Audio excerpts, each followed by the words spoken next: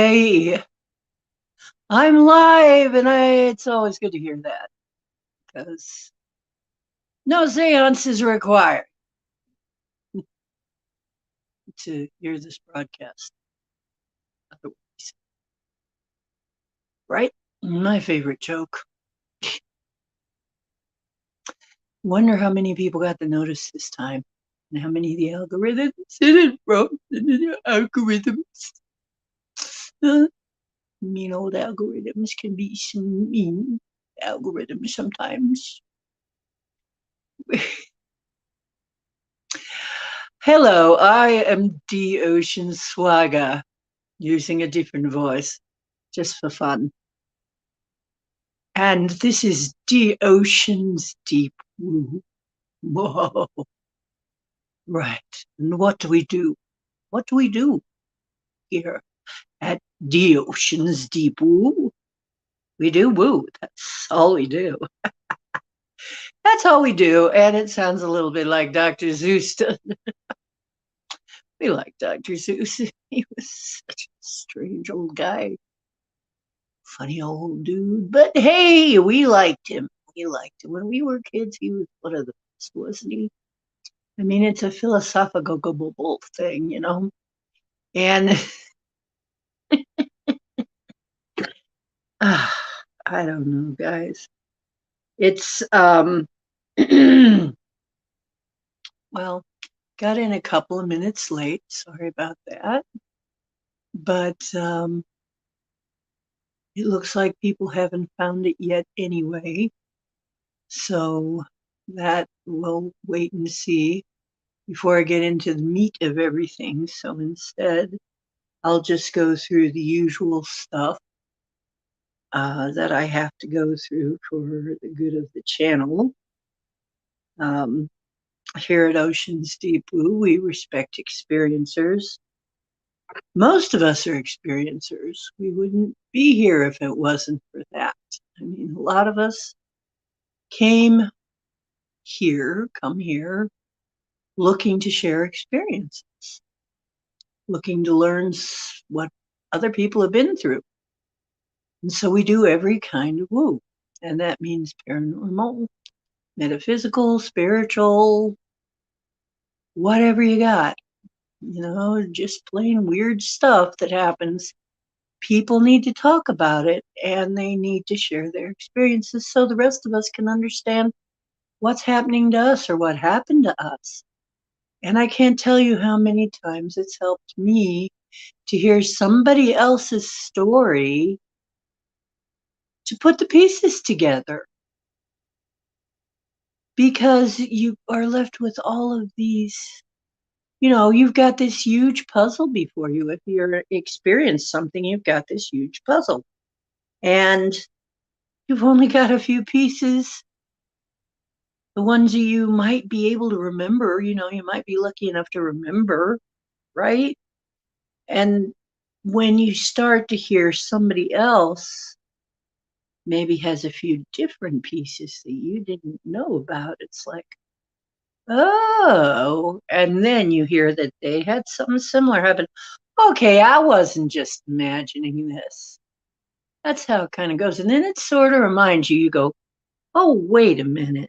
There was that one weird time.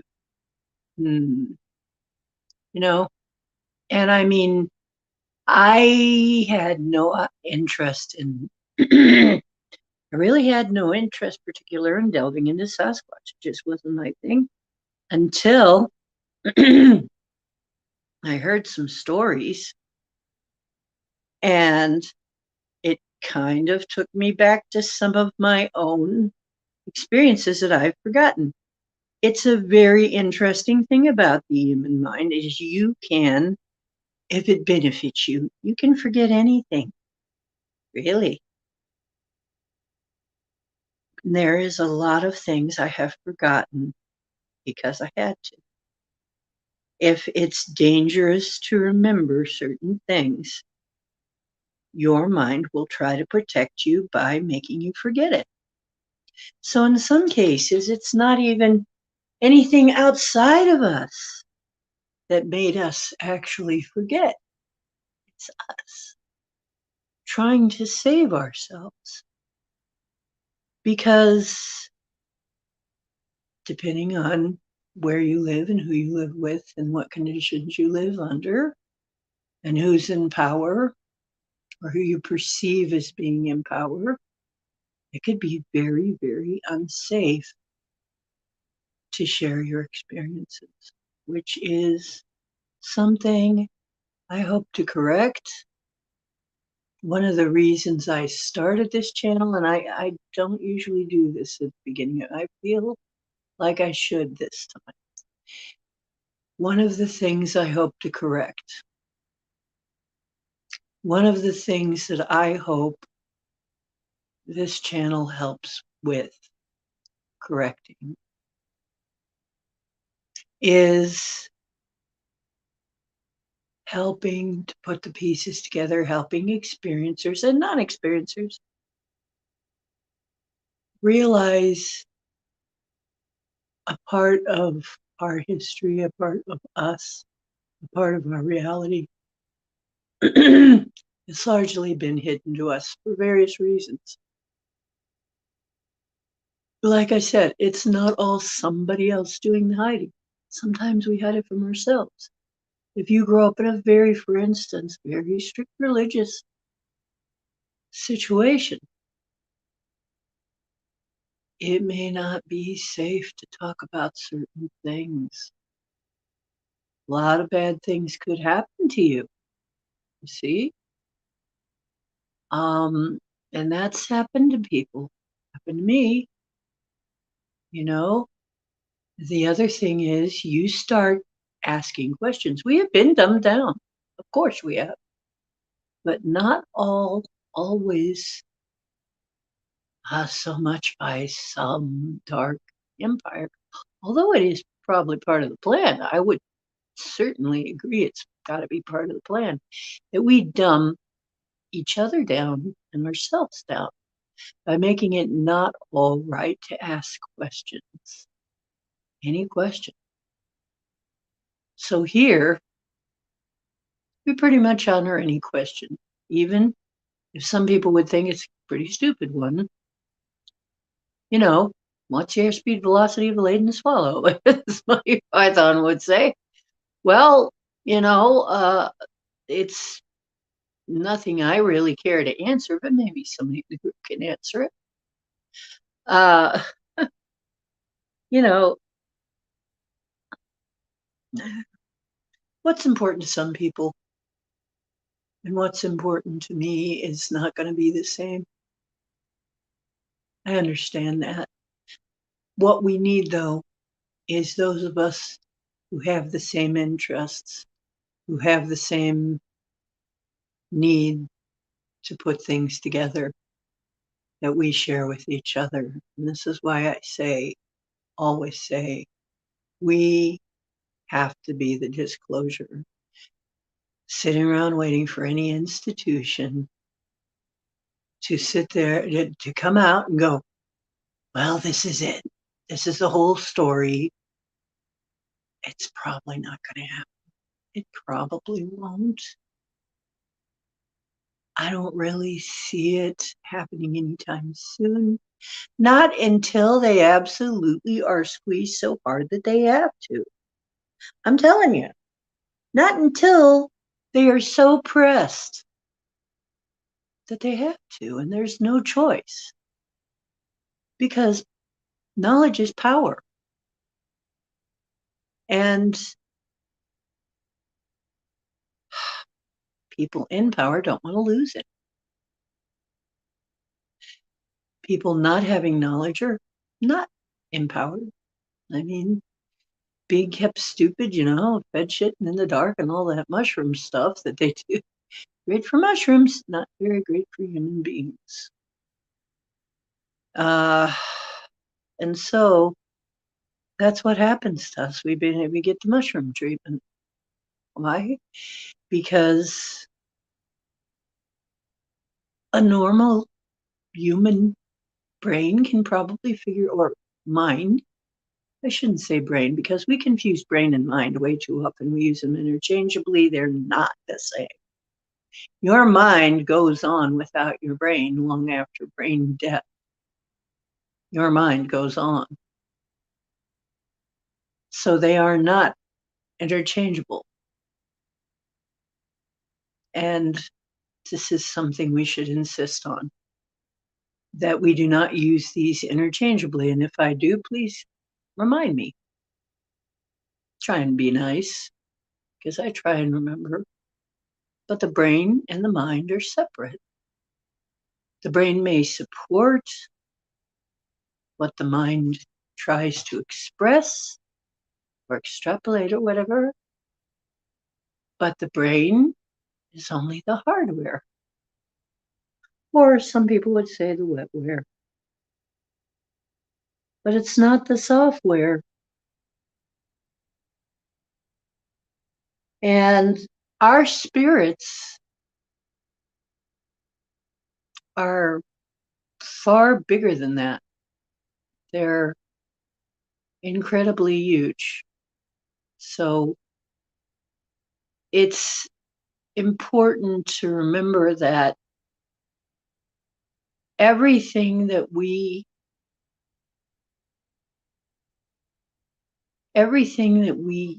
trust science on shouldn't. They've been wrong, even when they are trying to be right. And sometimes we find that they are wrong on purpose because it benefits somebody. And so they give the wrong outcomes. They give the wrong results. They give the wrong, they are not honest about their reporting, or for instance, or about their methods. Therefore, we have to question everything. And literally, that should be a mantra. Question everything. I have a notebook that I bought just specifically for that reason. It says right on the cover, not only is it purple, but it says question everything. Because that really is what we need to do. And that's why this channel exists, is because I was questioning. Other people were too. We need a forum to do that. We can do it. I mean, the way to do it, the way to go these days is, the social media channels. That's why I'm here. So that being said, and I really didn't mean to go into all of that, but I guess maybe something in me decided that we needed to go into all of that. Because if you don't really understand this, I'm not getting any money. This is not monetized. My channel's not monetized, never has been. I'm not doing this for money. I would love to have some. I'm going to put my little banner up just in case. There you go. I'd love to have some money. But it's not why I'm doing this. If I was doing it for that, I wouldn't be doing it at all. So basically, see, I feel like for years I've been getting ready to do this, to be sort of a mouthpiece for a lot of things.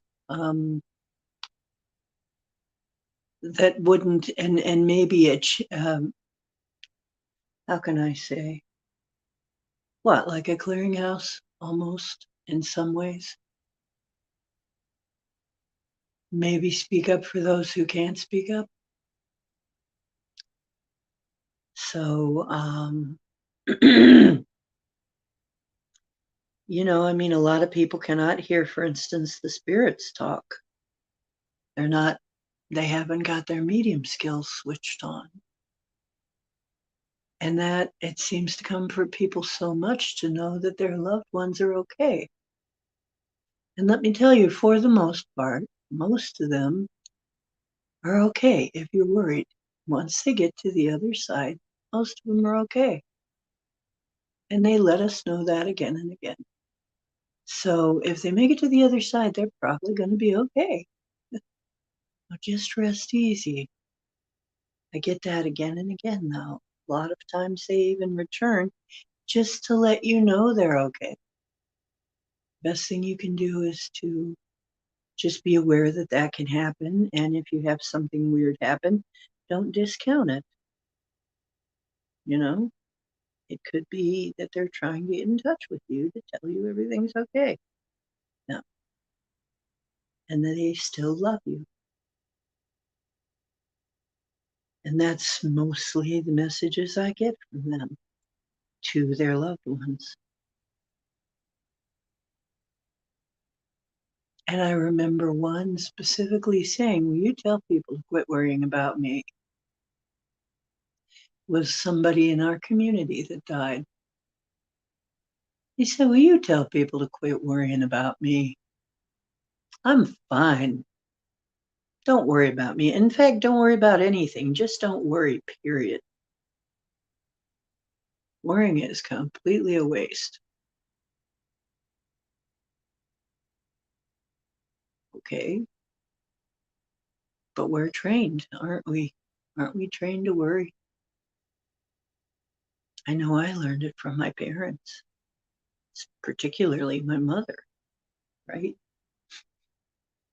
We're trained to worry. So it's not a good thing. I got to remember now, I'm going to give my disclaimer. Please remember that this is simply tips, tricks, and hacks for playing the massively multiplayer, total immersion, virtual reality learning game called Life on Planet Earth. And has nothing to do with reality, which takes place outside the matrix.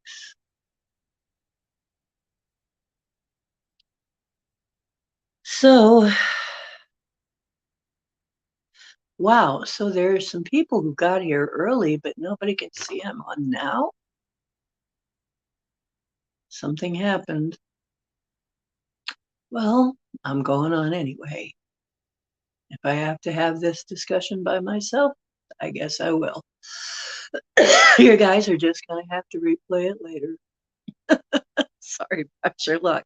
Something must have happened. You know, the other night, my stream got lost entirely and I couldn't access it and come in, and people were sitting waiting in a stream I couldn't even get into. So things have been a little weird lately. So this should not probably surprise me, but I'll just tell them, well, go in and check it out then in the replay. Okay. So what I was thinking is we were having such a good discussion last night, and I said we'd have more of it, but I was running out of battery so fast, and I still don't know why that was happening. Why my phone was just draining battery like crazy. I have heard that there can be reasons why that happens. I'm not going to feature them right now. You guys can figure this out for yourself, okay? There can be reasons why suddenly your phone gets drained. All kinds of reasons. But so we only had about an hour and a half last time, and I said, well, I'm going to come back on and continue this when we can. On Wednesday was the next day today. So that's what we're doing. So basically, we were talking about, and it's funny because one of the viewers, it was one of the chatters, really put it even more succinctly than I did. Is the reason we can affect the weather, the reason we can affect anything, is because we're part of it. We're part of the whole system. We're in it, so to speak. We're part of it. And this is something that I would say science, but not just science. I would say probably this has been fostered by the ones trying to control. The idea of separation, dividing us from everything, dividing us from each other, dividing us from nature, dividing us from the rest of the world, dividing us from God, dividing us from animals, dividing us from whatever, just division. And I used to say when I had no words, and people would say, who is they, who is them? And we would say, they did this, they did that, they want this, they want that. I would call it, literally call it, the forces of separation, because it looked to me like that was what they were doing all the time. That was what they did, what they wanted. And why? Because disenfranchisement is one of the most painful things. Humans have a need. Oh, this is not just a desire.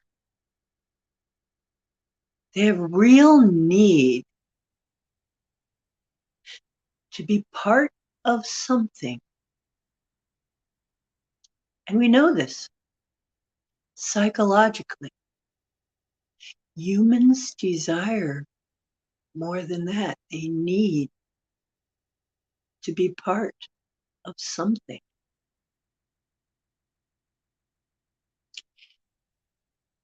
And being part of something is risky, but it's way more risky if somebody wants to control people.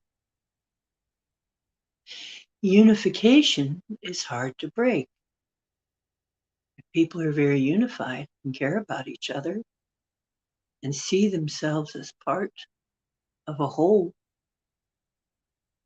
that's very hard to break. People will fight for their way of life. They will fight for their group. They will fight for their beliefs. They will fight. They will do their best to stick together, although I will say there is some coercion that makes it very difficult.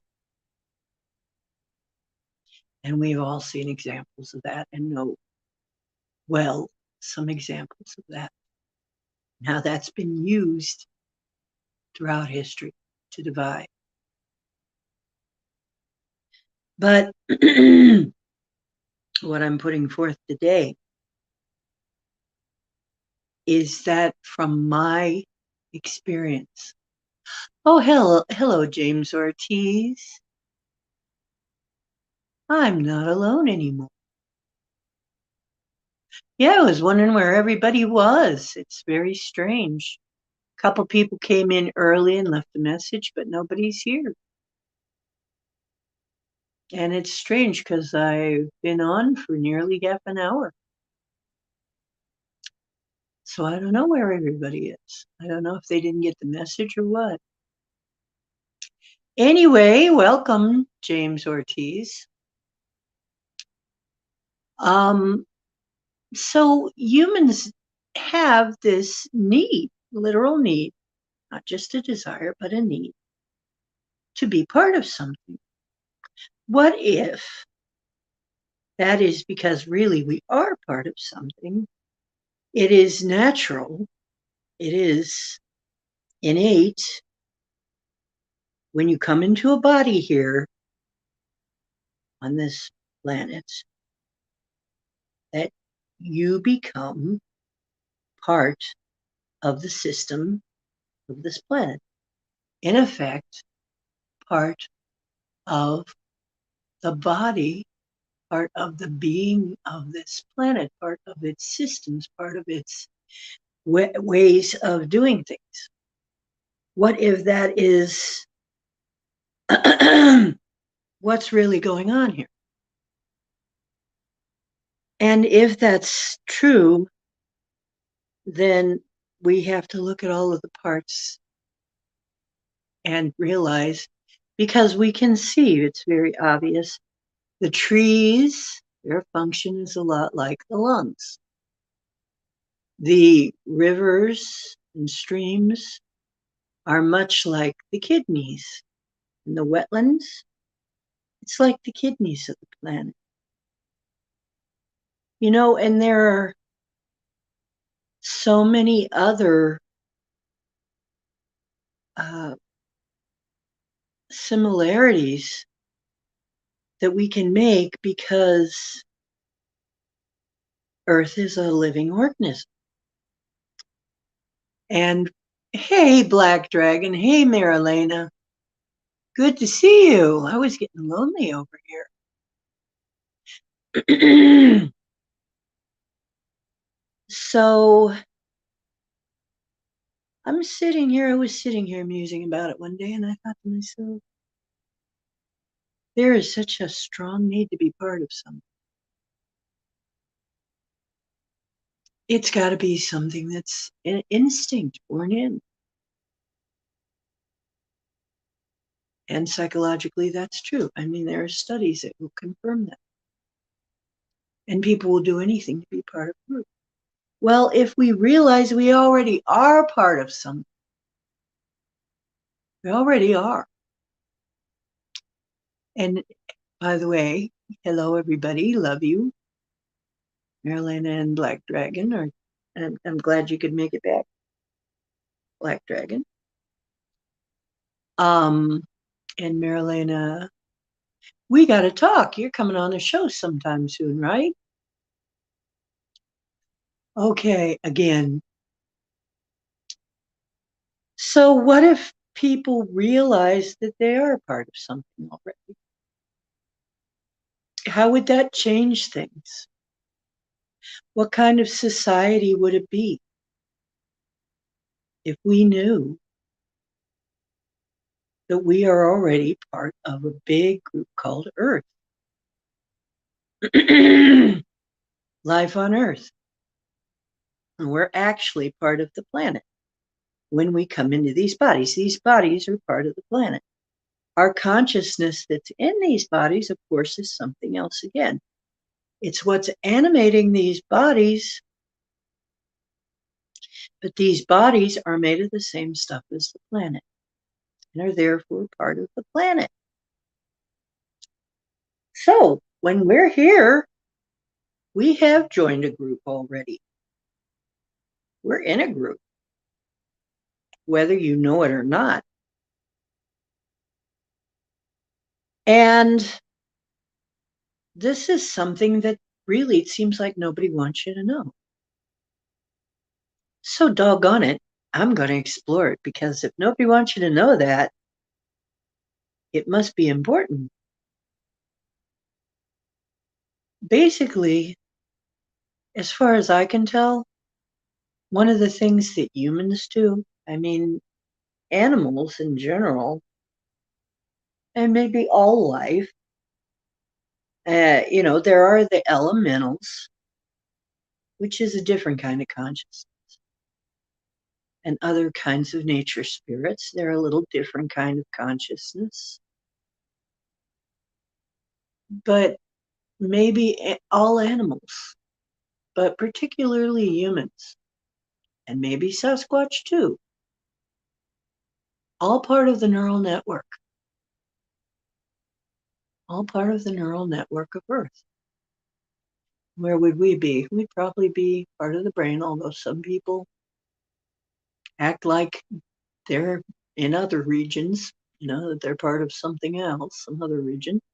But really, Without all of our parts, are we a whole body? And honestly, when one of our parts starts to break down, when one of our groups of, this is one of the ways that it hit me. We found out, and it was, I think, a female researcher that was saying, well, it looks to me like all a human body is, all any body is a collection of bacteria colonies, different bacterial colonies with different functions that somehow decided to work together and help each other. And that may be all our bodies really are, because we're literally more bacteria than we are anything else.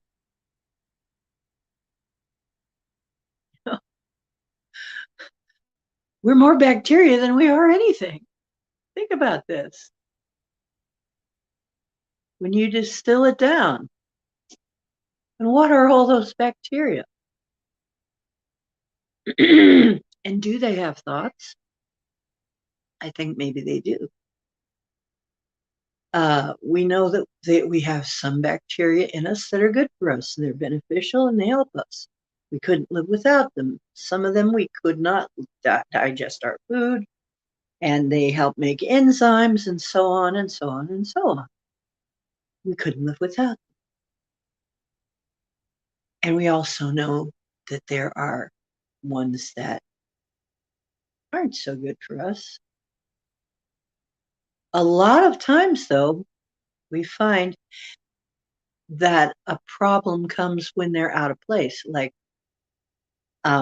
you don't want E. coli in the wrong place. E. coli are absolutely necessary. We need them, but we don't need them in the wrong place. They have to stay where they belong, or they're a problem, right? So that's another part of this. And outside of where they belong, they're destructive. So some beings are probably like that. And probably if we think of it, we would find something that corresponds to that. And Black Dragon says Iris is alive and she is hurting. If she had a human form, she would look like the worst case of abuse that I had ever seen. Oh, I'm sorry that you think so, Black Dragon. When I saw her, she looked a little sad, but she looked okay. She wasn't very happy about some things that were going on, but she did want me to say that she is a big, strong planet and she has systems that can set things right, and that if we were to embrace them, everything would be fine. But she is going to continue regardless what we do. Whatever we do, we live on the surface of the planet. If we make the surface unlivable, it's a bad sunburn to her. It's a bad sunburn. In some ways, it may be a very bad sunburn, but you know what? She would live on. It would be very hard to kill the spirit of the planet. She's a big girl. She can take care of herself pretty well. But what about all the other species that live here with us? And that hurts her. That hurts her far more than she's worried about herself. She's worried about all of the surface life. Not really worried. I think worried is the wrong way to say it. She is concerned, like a mother is concerned. like a mother's concerned. If you have some children, let's say you have one kid and he's a problem kid, he's making life hell for your other kids. What do? You don't love him any less, but he's making a problem for the other kids. What are you going to do? You got to do something to stop that. So, yeah, she's concerned. And I understand. I mean, we have the potential to make the surface unlivable, but it's not going to be allowed. I will tell you a joke. May I? This is the joke. So Earth goes to the doctors, and the doctor runs some tests and says, well, it looks, I've found the reason you're not feeling so good. Mineral depletion, a parasitic infection, and a erectile dysfunction. Boom. That was just to lighten it up. Okay, I made that joke up myself. How do you like it? But actually, she does have the ability, and we saw that during the shutdown. We'll call it a shutdown of our society. As soon as we were off the scene, she started repairing herself immediately. All of a sudden, we don't have a hole in the ozone layer anymore. That's how fast. A couple of years, that's back. That gives you some kind of a clue. We're part of the network, but we are not all of the network. And besides, I have been told it's not really us. It's us being influenced, badly influenced, that's causing the problems here.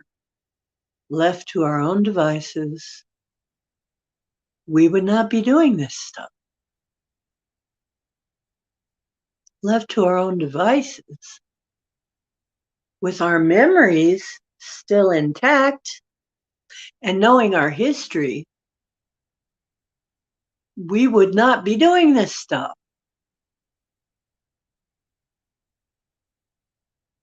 It has been the interference. Because it is not, would never be to our benefit.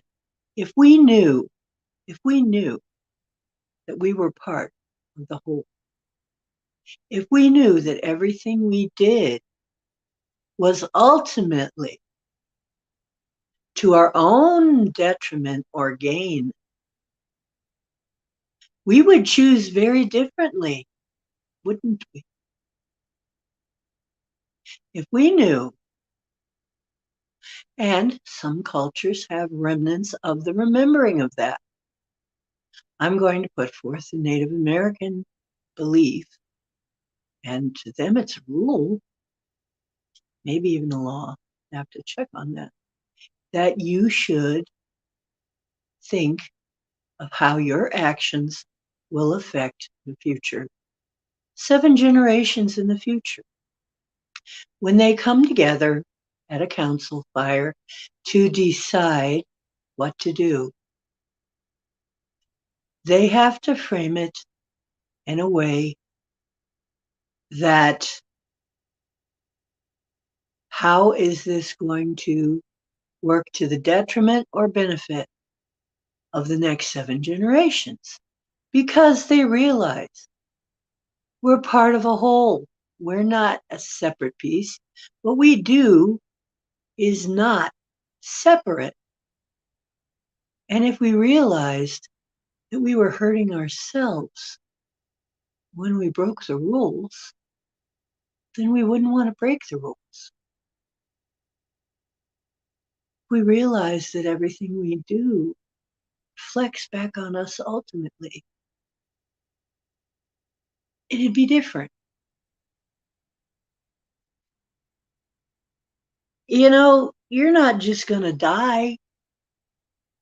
and go on. And that was part of the reason I said religions have become very corrupt and given people the wrong idea. Some people think they're going to just do stuff and they're going to die and they're never going to have to come back and deal with it. But if you believe in reincarnation, you realize, wait a minute, I could come back into this world that I'm leaving. Wait a minute. If I leave this a mess, sooner or later, I'm going to have to come back and live here in that mess. You see how different that is? That's another thing that's been squelched by religions and other systems, and to our detriment, much to our detriment. So, how does this affect magic? When you realize you're part of the whole, and you realize that you affect the whole, you realize that you must have some function. As far as I can determine, humans have the function of being part of the neural network, part of the brain, because we can imagine, we can think of the future, we can think of the past, we can create, we can dream, we can have ideas come to us. We have an imagination, we've got to be part of the brain. Then it would be our job to notice, because we have these senses, to notice and direct would be part of our job. Notice what's going on and direct things. I think, and really in the Bible, it sounded like originally what we were, and I would say dominion is a faulty translation. I would say more like caretaker. It would be more like we're caretakers. We were meant to be caretakers. We were meant to be stewards. And if we fall down in that, everything is affected. And it's almost like we've had brain damage, literally, brain damage. And this is due to a parasitic, something like parasitic infestation. Now, of course, if we take this up a notch or two, we could say that what if, since we're on a living organism and part of a living organism, is not that organism probably part of a larger organism? Probably so. Could the solar system be alive and have some kind of consciousness of its own? Could our galaxy then be alive and have some consciousness of its own? You know, all of the planets, all of the suns, all of the stars, all have consciousness. Type. Not quite like ours, but of a type. Well, it looks to me like you could go infinitely, maybe infinitely small into our little microbes, into our little cells, into our little cells of our organs that do different things, into our little helpful and non-helpful bacteria that do their jobs, and some don't do their jobs, and some get damaged, and some die off, and some then they're reborn. Do they get reincarnated? I don't know. Maybe they do. How do I know? But it's possible that they're living lives that we don't even understand inside our bodies, that are, maybe they go through some of the dramas we go through. Maybe that's why we get sick sometimes. Do they go through the drama that we go through? You know? But does it go all the way down? If the galaxy is infected, then do the solar systems get infected? It looks like they do. And then we get infected. You know, it comes on down to us. And then our little cells in our body get infected. It looks like that actually happens. Think about this. So that's what I wanted to discuss. Yeah.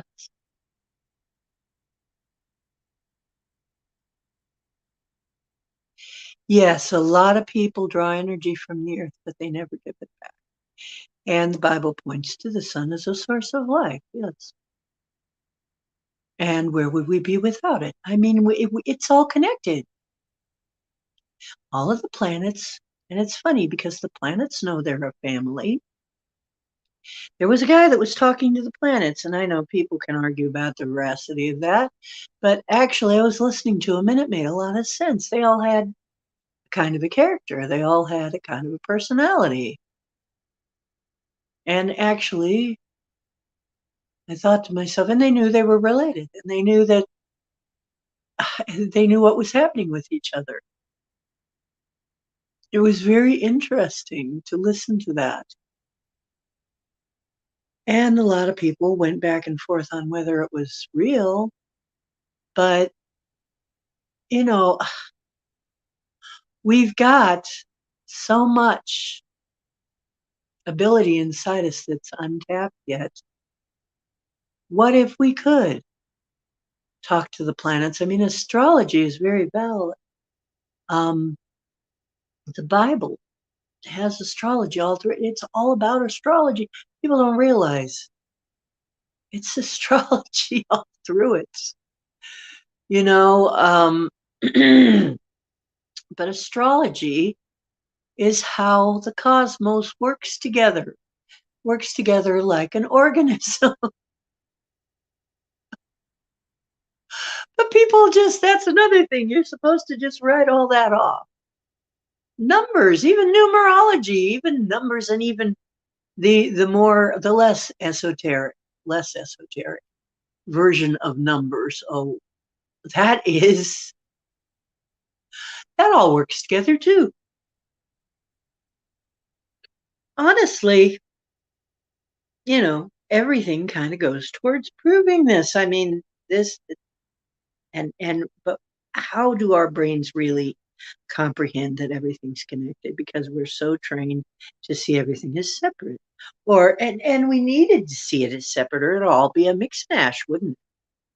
I mean, the problem is if you see all gray and nothing else, it's kind of boring and confusing and kind of pointless, isn't it? But we see contrast here for a reason, so that we can examine things. And we have the illusion of separateness, but we don't realize that they're all connected by what you could say are invisible threads. So, and this invisible threads are what you would call the energy network. So, when you are doing any kind of magic, you're pulling on these threads. You're pulling on these connections. You're shooting energy just like they do on the World Wide Web or whatever. You're shooting energy across the web system, across the system of connection. That's what you're doing. When I contact, okay, and we'll use the most obvious. I contact the little cloud beings. I talk to them like they're children because they kind of sound like children to me. I talk to them like they're friends and family because that's what they kind of feel like to me. And I send them love and I say, hey, would you mind? It looks like it's too dry over here and people are suffering. You need to go rain. Because even, and then they go, oh, sure. And then they go try to rain on people and people send them away. And they can't figure out why they're not wanted. I know that sounds crazy, but it's true. And then, so most recently, we had to send the thunder beings. They're a little more yang. And it was a little bit more like, hey, we're going to rain. I'm sorry. We've been sent to rain. So they were standing around waiting. And Denali saw them standing around waiting, not really standing, but I mean, they were waiting. They were waiting in the background. Okay, you get that wall down so we can come over and we'll rain. We'll rain plenty for you. You know, I was kind of picking that up from them. Like, we're waiting, but we have to do something to instigate all this. It's part of our job. And I think we've been falling down on the job, but the people who figure it out and use it can't be all the evil people, folks. We need the good people to figure this out. We need the well-meaning people to figure this out. We need everybody to figure this out so that we can sort it out among ourselves. And when people realize that it's affecting everything we do is affecting all of us, and you're affecting yourself, maybe it'll finally sink in. You're not living in a vacuum. You're not living in a bubble. You're not living on your own little island. And even if you were, that own little island was going to be affected by tidal waves and storms, just like everybody else. Okay, sorry about your luck. It's not going to happen. You're not separate, really. No. So let's see. Want to hear something strange? Jesus in Spanish sounds like Jesus. Right, exactly. I've mentioned that before, Black Dragon. Hey, Zeus. Well, that's funny because Jesus sounds like Jesus, and it means either, depending on which translation, hail Zeus or son of Zeus, which would be translated as son of God because to them, God was Zeus. Another word for him was Isus, but probably his real name, as far as we can tell, was Yeshua. And guess who he was the son of? Now, this is going to blow your mind. And I saw Elena Denon recently in a video talk about this. This is going to blow some people's minds. Maybe not yours, though. I don't know. But if you realize that the Sumerian writings preceded the Bible, and they talk about the oldest sniveling sibling rivalry in the whole, I mean, this is like thousands of years, is between Enki and Enlil. And you realize what was going on there, then you realize that Yeshua, or Jesus, Father in heaven, could not possibly be that same guy in the Old Testament that wanted the Israelites to go around killing everybody. Couldn't be. I got into big trouble bringing that up. I got into really big trouble when I said, this doesn't sound like it could possibly be the same person. The way that Jesus talks and the way that this guy is, how in the heck could that be the Heavenly Father? I don't see how I don't see it. Oh, did I get in trouble? Turns out, in the Sumerian, it's much clearer. There was more than one person involved. Enlil did not like us. Enki did. Enki actually used some of his genetics. And his sister, Ninhursag, used her womb. They have their genetics in us. They've got, so to speak, some cells in the game, right? And so they care. And Enki's real name was Ea. By the way, Enki was a title. Ea is still alive. Probably so is Enlil. From what I can tell, Enlil is still alive. They live thousands and thousands of years. That's why they were the immortals. That's why people thought of them as gods. Some of these kings talked about in the Bible and in the Sumerian, they lived thousands of years, thousands and thousands of years. So don't think, just because this was a long time ago, that these beings are gone. They're not gone, not necessarily. They may not be dead. They may not have transitioned anywhere. They may still be around in the universe somewhere. And actually, there are people who say, oh, yes, they are. And this is another thing that may blow your mind. What Elena had to say, because she is supposedly an emissary, and I can't refute it or prove it either way. But if she is an emissary between us and the star people, she has to say that Inky's on his way back because Enlil has been defeated. Enlil called us the beasts. When you see the number 666, it's supposed to be the mark of the beast and Satanism and all that. They don't know what it's a mistake in understanding. 666 is the number of man in reality. Because Enlil thought of us and his family sees us as being the beasts. That was us. So,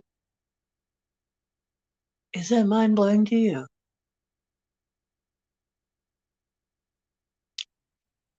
Yeah. Hey, Ben. How you doing? So basically, is it the God, the big God, the God of everything? No, these aren't the big gods of everything.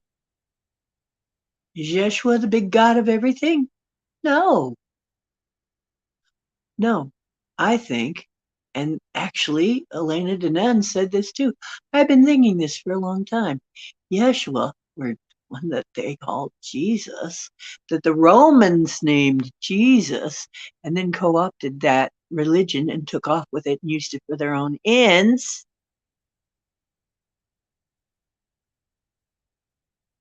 He, his heavenly Father, what did he say? All kinds of very kind things about his heavenly Father, didn't he? About how we should love each other, how we should, how we should behave nicer, how we should be better, how we should. He said, "Know ye not that ye are gods and sons of gods?" That was Yeshua. Jesus was his Roman name, the name the Romans gave him. And that's how they stole the religion. They gave him a different name and stole the tenets of the religion and stole the writings and and only used the writings they wanted to use and left out the ones that didn't suit them. And we know this happened because it's historical. Ben's social security number has 666. Well, people think it's the number of the beast, and it turns out it's not. It's the number of man. Why is it the number of man? Because it's Enlil that thought we were beasts. Enlil called us beasts. Noisy beasts, in fact. Why? Probably because we talked instead of just telepath.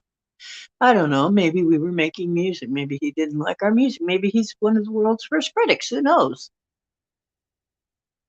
I'm not sure what the conditions were like when we were first made. But even before that, I think really, I'm even suspicious of that story in some regards. Like I said, I think that our bodies are part of Earth. They're made from the same stuff as Earth. And I think we're supposed to be the stewards of Earth. I think we're supposed to be the caretakers. I think that was our original function before all of the bullshit. Because, you know, it's so funny. You get people out working in the soil. Did you know that in healthy soil, there are little bacteria that actually help you stay happy? There are little bacteria that'll give you a good attitude. This is why it's therapy. It can be very therapeutic in healthy soil. Now, if it's all chemicaled up and worn out, that may be quite different. And everything in it is killed, it may be quite different. But actually, the soil actually has bacteria in there that make you happy, feel better. That's why some people feel so much better when they get it. We're made to feel better out in nature.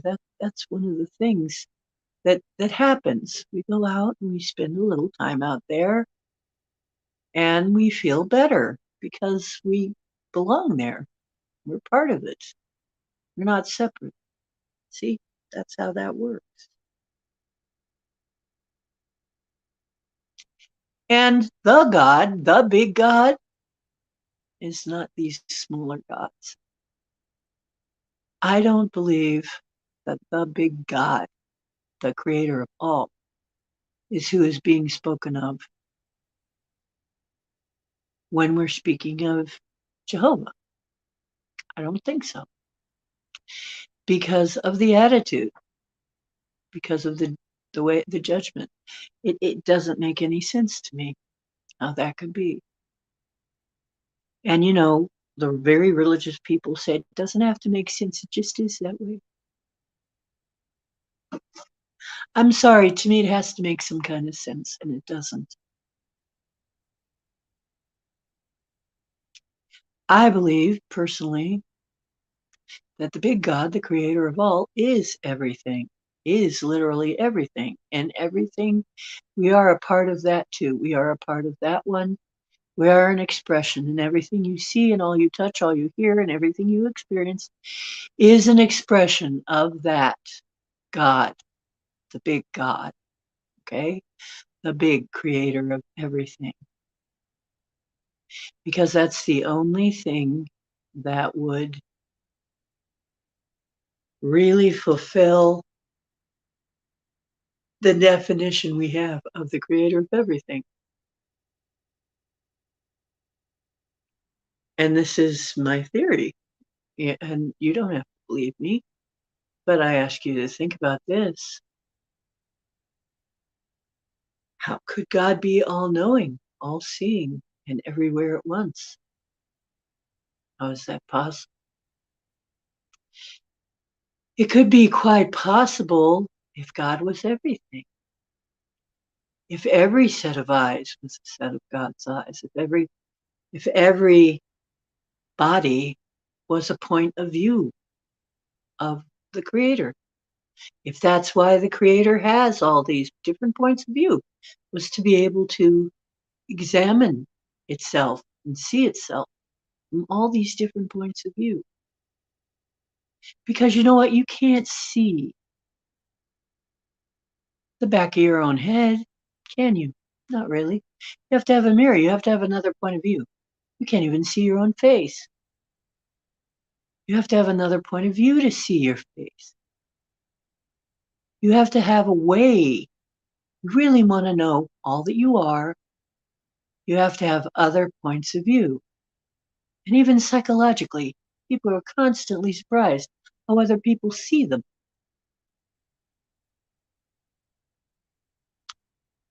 We also are constantly surprised when we look at a situation and somebody else sees it completely differently. Let me hit you with another big observation. And this is not just New Age or something like that. This is actually psychology. We don't really see the world the way it is at all. We don't. We see the world the way we are. We have our own set of filters. That is the way we see the world. That's why cognitive dissonance exists. We don't see things the way that. If you've got cognitive dissonance, you're going to see the things through that filter. You will not be able to see things differently until you break through that filter.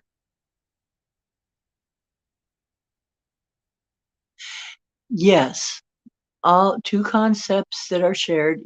by everybody. Life and death. That's right. That's correct, Black Dragon. BPD. Ben asks the question, are aliens real? Do you mean extraterrestrials, people from other planets?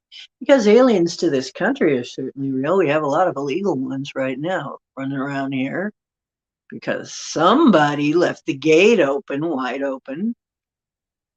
But, okay, that was a bad joke at the expense of a poor old sniffly man.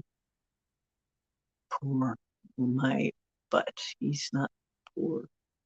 Anyway, we're not going to go into that. Let's not go that way. Are aliens real? Are ETs real? Are people from other planets? Absolutely. From my experience, I can only speak from my experience and what a whole lot of other people say. Experience and what a lot of experiencers say, yeah, absolutely real, yes. Do people live all over the universe? They sure do. They're not all exactly like us. Some of them are just kind of humanoid, and some of them aren't even humanoid.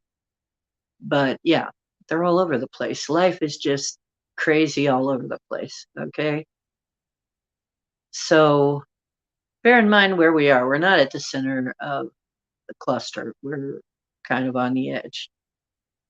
Even at that, we see plenty of life here, plenty of alternative life, even at that.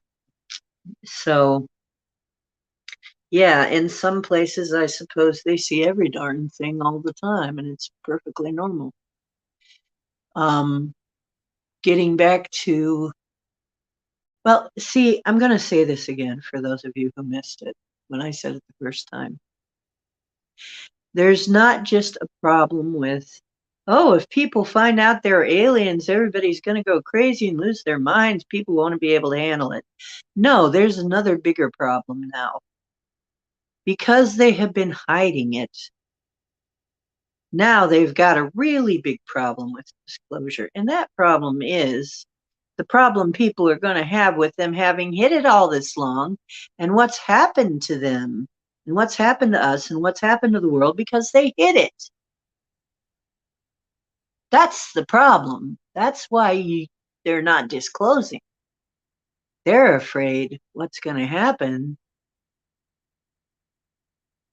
Think of what's happened because they've hidden this from us. Think of what's been held back from us. Think of how many people have lost their jobs, lost their families, lost their lives, their very lives, credibility, and everything else. Their place in society, their way of life, because they were hiding this. Oh my gosh. How are people going to feel about that? That's what they're really afraid of. How are people going to react when they find out how bad they have been hoodwinked?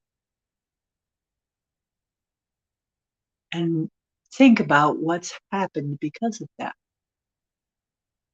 And then you'll begin to realize why it's there, why it's so hard to get this disclosure we've been asking for. This is why I say we've got to disclose to each other. There is a really big stumbling block there for a lot of people.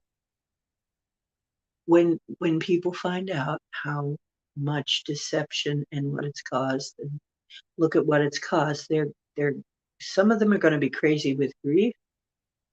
Some of them are going to get violent and probably want heads to roll. They're going to want blood.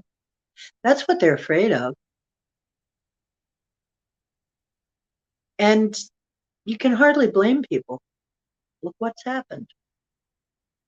Once again, why? We don't know we're part of the whole. They're acting like everything's separate. They want you to think everything's separate. Everything's not separate. Everything's connected. We already know this. Your Bigfoot, your ETs, your ghosts, every cryptid, everything. all of your weird things, everything's connected. It's all part of the same thing. It's all really part of the same phenomena. Once again, it's the separation that makes us unable to see this and unable to control it. And really, once you start to see yourself as part of instead of separate from, everything changes. Once again, you realize that what you do affects everybody and yourself. And it's not just other people that are going to be hurt. You're going to be hurt yourself. Yes, divide and conquer. Exactly, Black. Divide and conquer. The oldest tactic, right? Oldest and most effective. The more finely you divide people, the more, and there is something to be said for contrast. Like I said, without contrast, we wouldn't be able to see separate things. We wouldn't be able to examine it. Nothing would have any shape or form, et cetera, et cetera, et cetera. Okay, fine. But when it comes to extreme, as what we've had, it gets destructive and entropic. And this is why they're always trying to incite, they're trying to dredge up black-white hatred again, racial hatred. It is because that divides us. Sexual topics, it divides us, and gender stuff, that divides us. All of this stuff that they, money gap, health, everything has been used. If you think of it, it's been used as a wedge to try and divide us because they know it's going to be divisive. People are going to disagree. And so that's the whole point. We keep disagreeing, and then experiencers throw in a few false things, throw in a few bullshit events, throw in a few bullshit experiencers just to make things, just to confuse matters. And now maybe people are fighting over that too. Maybe people are saying, here, the blue chicken cult. Oh, yeah, well, you weren't there. I saw it. You didn't see it, blah, blah, blah. And fight about whether or not there are blue avians. Because, actually, okay, the one that I saw wasn't blue. Or it didn't look blue to me. It looked like a cockatoo, actually. It looked like a giant cockatoo. I'm going to should I share this? I don't know if I should share this in the show. We don't have a lot of people here right now. I don't even know if I should share some of the things I've realized as I've examined this. Hey, Black Dragon, you could tell me. Yeah, exactly. If we're fighting each other, we're too busy to figure out to look at the big picture. That's the bottom of everything.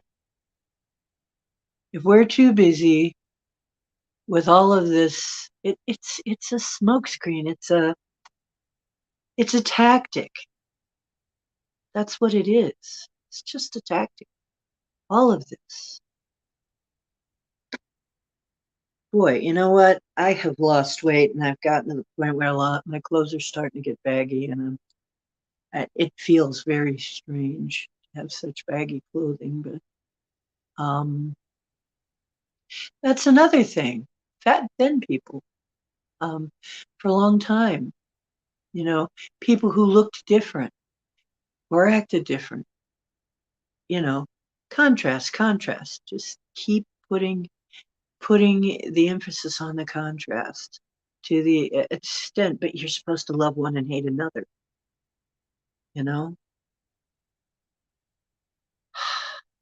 It's a game. It's a game being played against us. When we realize that and decide that everything we do affects every one of us, including ourselves, then we're never going to do anything again. We're never going to do anything that's going to hurt everybody and ourselves. Again, once we get healthy, We're like a sick, honestly, society here is sick. It's got some brain issues. Really. It's almost like we've got brain damage. Seriously. It's like, why is Alzheimer's so prevalent? Is it just trickling down? Is it the trickle down effect, from a bigger problem? Because it's like that. We've forgotten. We've forgotten. We don't even know where we come from for sure. We're still debating that. Gee, where do we really come from? What is our history, really? Who are we, really? Some people are dead set sure that the Bible, but in the Bible, there's so much to be questioned about that. Some of them say the Quran, but there's so much to be questioned. Even Buddhism, there's so much to be questioned. We don't know anything. We're like orphans, no? We don't really know much about our past. We're trying to piece it together from what we've been told, what we've been allowed to know. And that's why I just realized that's why that song was going through my head. Son, have I got a little story for you? What you thought was your daddy was nothing but a while you were sitting home alone at age 13, which is the age which used to be the Hebrew age of consent, oddly enough. Isn't that interesting? Isn't that interesting? But yeah, that song kind of bits of it ran through my head. That's because that's kind of like what happened to us. We've been told this story. It isn't quite right. Maybe parts of it are true. Maybe they're, and broadly, in broad strokes, it's true. But is it satisfyingly, helpfully true? You know, there's big chunks missing, and those big chunks can make all the difference. Believe in yourself and trust yourself. Most of all, love yourself. Those words have more than one meaning. True, Black Dragon. Yes. Uh, and you know what? If we are self-loathing, and we have been taught to be self-loathing, we're self-loathing. We can't really love others correctly either. We can't really love other people if we hate ourselves. We can't give what we don't have. It doesn't work. You try to be loving, but you don't know what love is. You don't have any yourself. That doesn't work. That's why we need to show everyone what it is. This is love. This is what it is. You know what? I was thinking of my cat. He wants love every minute. I mean, he would rather, this cat, I've never seen anything quite like him. He will choose love over food. I mean, a lot of animals, they'll go straight for the food. Somebody's putting food down, they'll go straight for it, right? They'll bump into each other trying to get to it, right? Sometimes it depends on the animals and what their relationship, but I mean, they'll go running. No, you know what? This guy, he's on the bed, he's lying on his back, he's getting a belly rub. No, he'd rather have the love. The very first thing he wanted from me when I first rescued him, it wasn't food. He didn't ask for food. He didn't go over to that empty food bowl that I hadn't filled up yet. He knew what it was and asked for food. He came to my door and looked at me like, well, are you going to love me? What's the deal here? And I said, come on up here, cowboy, and get a belly rub. And you know what? He came right up and rolled over and got a belly rub and started purring. We've been happy ever since. He wants love more than anything.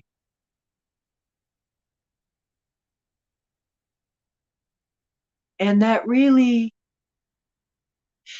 hit me at one point. This little cat was left alone for a week. And although cats tolerate that better than some creatures, I think it really hurt him to be alone, all alone with no love for when after his mommy died. Um, his mom died, so I mean his human mom, and I rescued him. She died from the, you know, that thing that we just went through. You know, the thing that they wanted you to have because of that. Yeah, she had that. Anyway, so I guess the upshot of this is what has this got to do with magic, right? You are magic. The rock, the magic rock, the magic this, the magic that, the magic one, the magic what. You are magic. They're only channels. They're only something to focus with. The cards, the pendulum, all of that. The magic is really consciousness. And you have that, or you wouldn't be listening to this show. That's why the magic works. Magic only works because you work. The magic is only in these things because the magic is in you.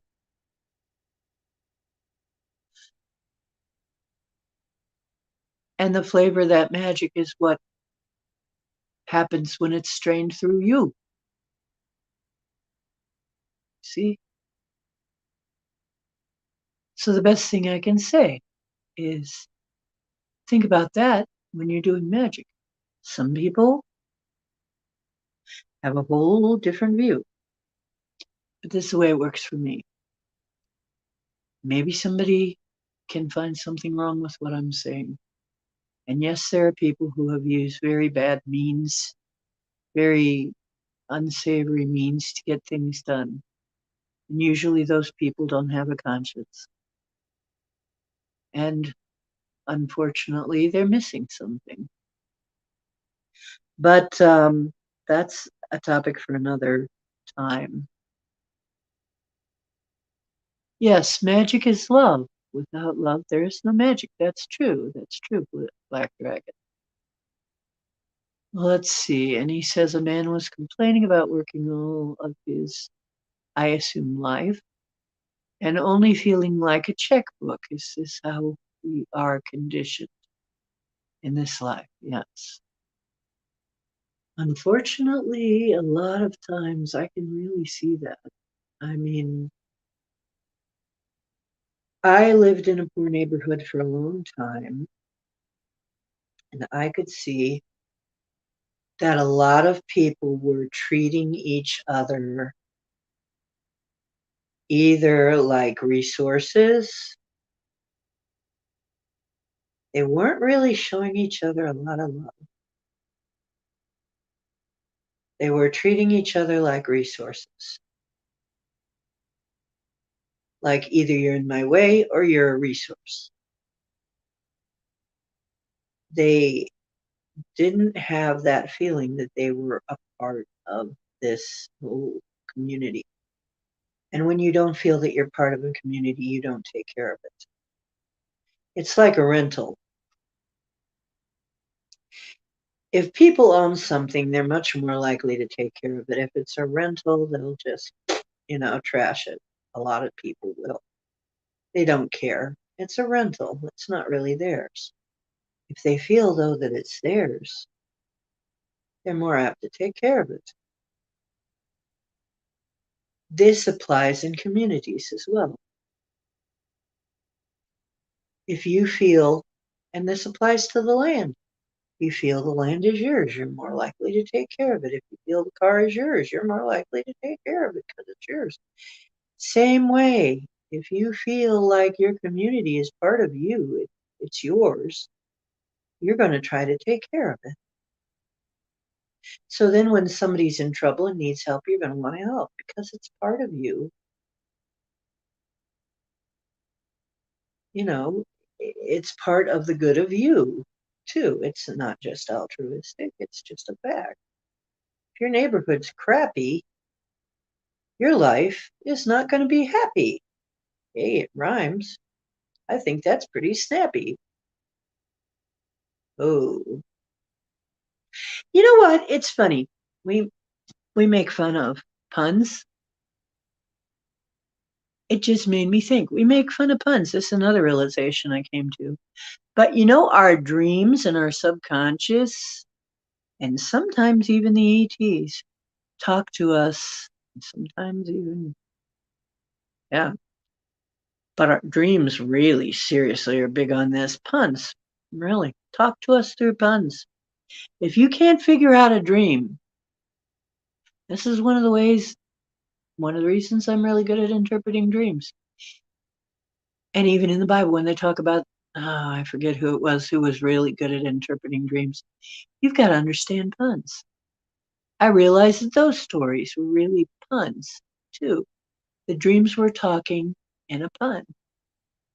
So if you can't figure out a dream, see what puns might be in there, and that might give you a clue as to what the dream is really about. Because sometimes your dreams will come away so as not to scare you, or it'll be a little confusing. Um, so you gotta like look at it a little different sometimes. Let's see. Yeah, all you really need is a roof, food, clothes, most of all, love. And actually, yeah, you just need, but love is actually a necessity. And babies without love will die. Without any care or love, they tried that experiment. They will die. In fact, it looks like Greys tried it too, and they found out their hybrids were dying without mother's love. And they had no idea how to love. They had no idea how to love these children, so they were dying. So they started bringing them back to their human mothers for some love.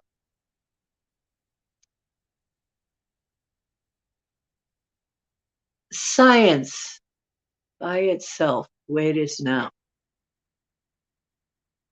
it's not going to solve problems the way it is now.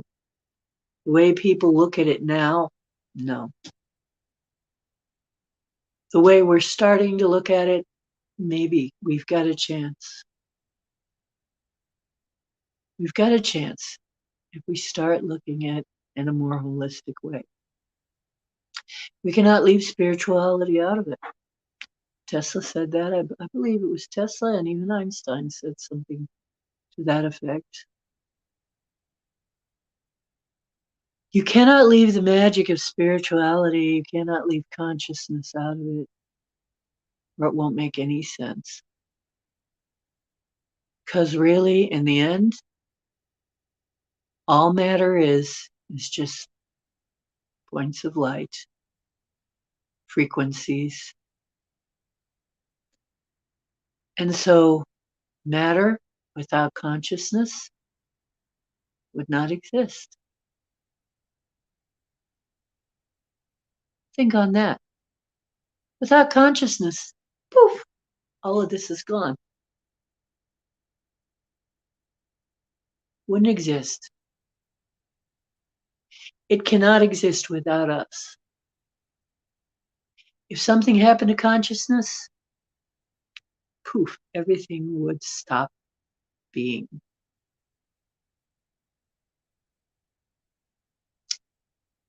Okay, so this has been one of the weirdest dreams I ever saw. I don't know what's going on. That I'm not seeing Denali and not seeing Gemini. I don't know what's going on, but whatever it is, I hope it's really good. And I wish I'd known about it because Maybe I would have done things just a little different myself. Maybe I would have rearranged my schedule to go see whatever it is. Either that or maybe I know that people have been really under the weather lately. But yeah, I'm really amazed that I don't see Denali or Gemini. And Marilena isn't even talking. So I don't know what's going on. But whatever it is, I hope it's good. I'm going to close this down. Y'all are going to have to listen to it later. But I thank everybody who came. And I'm going to leave this for another time. I would like to say that in closing, we'll talk maybe more about this when there are more, when I don't know, when we can actually really have a big discussion about this. But, okay, next Wednesday, Robin McCrae, the Sasquatch Whisperer, has agreed to be on the show next Wednesday. Next Wednesday at 8:30, Robin McCrae, the Sasquatch Whisperer. And you know her, you love her, the woman, the myth, the legend, right? She will be here talking to us again. And she's a darn good talker, too. So hope you come and give her a real nice welcome again.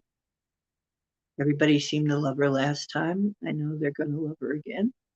And then we're going to have Paul Christian again at some point. I'm going to try and get a few other people. And if you know somebody, if you know how to get a hold of them, you know somebody that would be a good fit for this show.